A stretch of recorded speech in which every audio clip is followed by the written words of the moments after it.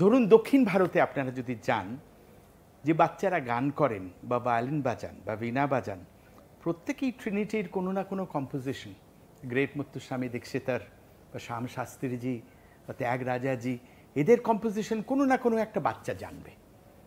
আমাদের এখানে খুব লজ্জার কথা, আপনি বলুন তো একটা গোয়ালিয়র ঘরানার বন্দিশ শোনাও ভাই, বা কিরানার একটা বন্দিশ শোনাও, বা জয়পুর আত্রৌলির একটা বন্দিশ শোনাও, বাচ্চারা সাধারণত জানবে না।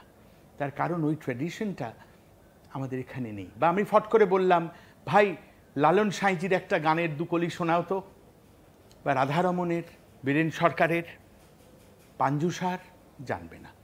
সামহাউ আমি ছোটোবেলা থেকে যখন ট্রাভেল করতাম, I was only 20 when I started traveling, আর তখন বুঝলুম যে ওখানে বিদেশের যেসব সিক্রেট মিউজিক ফেস্টিভ্যাল বাজাতাম, তখন দেখতাম যে বিভিন্ন পৃথিবীর বিভিন্ন আফ্রিকান দেশ থেকে, লাতিন আমেরিকান দেশ থেকে সব দল আসতো, ফোক আর্টিস্টস।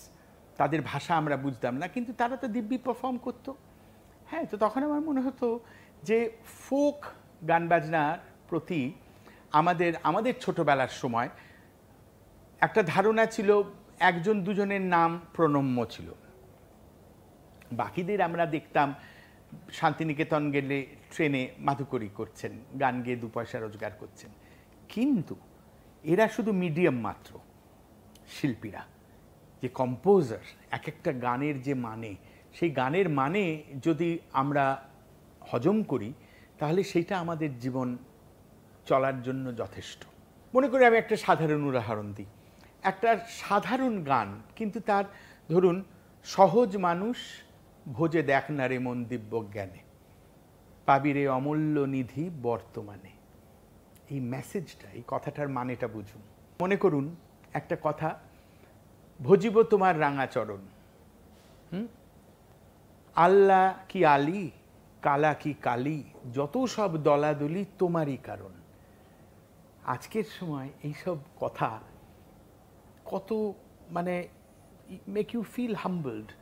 এগুলো শুনলে মনে হয় যে আমাদের জীবনবোধ এরমই হওয়া উচিত। আমার মনে হয় যে গান বাজনার ক্ষেত্রে আর বড় বড় ক্ষেত্রে, বড় বড় আর্টিস্টদের ক্ষেত্রে আমাদের যখন তৈরি হতে হয়, এই যে ওরাল ট্রেডিশন, গুরু শিষ্য পরম্পরা, সেটা কিন্তু লোকগানের মধ্যেও রয়েছে। গুরুর আখড়ায় গিয়ে গুরুর কাছে বসে গান শিখতে হবে। অ্যান্ড দ্য গ্রেটেস্ট থিং যেটা এই গুরু শিষ্য পরম্পরা শেখায়, সেটা হচ্ছে দ্য পাওয়ার টু সারেন্ডার।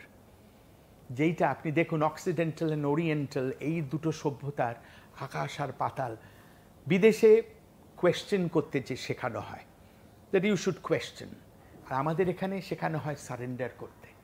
বুঝলেন, এই দুটোর অন্তর এই জন্য আছে যে পরম্পরাগত একটা অন্তর আছে। বুঝলেন, অক্সিডেন্টাল সভ্যতা সবসময় 18 বছর বয়সে একটা বাচ্চাকে শেখানো হয়, now it is your life, you walk out of the home. বাবা মার মতো রইলেন। আমার এখানে আজন্মকাল আমি আমার বাবা মার সঙ্গে থাকি, আজও থাকি। ইউনো, তো এই যে সেবা, আমার বাবা মার দায়িত্ব, আমায় তারা পৃথিবীতে এনেছেন, তারা আমায় বড় করেছেন, now it is my turn to give back.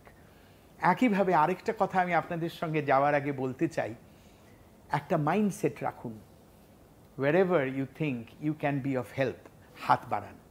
এই যে সবাই বলে স্পেশালি এবলড বাচ্চা, বুঝলেন, আমার খুব কষ্ট হয়। কখনো আপনাদের সঙ্গে আমার সাক্ষাতে দেখা হলে, আমি এক্সপেরিমেন্ট করেছি। দেখুন, মিউজিক থেরাপি, আমি জার্মানিতে আমি যখন আমার স্কুল ছিল আমার বার্লিনে, তখন আমি এইটার সম্বন্ধে এক্সপোজড হয়েছিলাম। আমার 2 গুরু, অ্যান্দ্রেয়াস ওয়াইজার আর দুদু টুচি, একজন ব্রাজিলিয়ান, একজন জার্মান। তারা আমাকে মিউজিক থেরাপি, ড্রাম থেরাপি সম্বন্ধে বলেছিল। আমি আপনাদের এটা বলতে চাই শুধু, আই এক্সপেরিমেন্টেড উইথ 7-8 কিডস। তাদের ডিকশন পরিষ্কার হয়ে গেছে, শুধু এই যে তাঙ্কের থেকে তারকের থেকে ধিন তা তা তা ধিন, তাঙ্কের থেকে তারকের থেকে ধিন তা তাকে ধুমকের থেকে তা, তারকের থেকে তারকের থেকে ধুমকের থেকে ধা ধিন কা ঝুন, তাকের থেকে তারকের থেকে ধুমকের থেকে ধা, ধুমকের থেকে ধা, ধুমকের থেকে ধা ধিন কা ঝুন, তা কা ঝুন ধিন কা তা, তাকের থেকে তারকের থেকে ধিন, তাকের থেকে ধিন, তাকের থেকে ধিন, তাকের থেকে ধিন।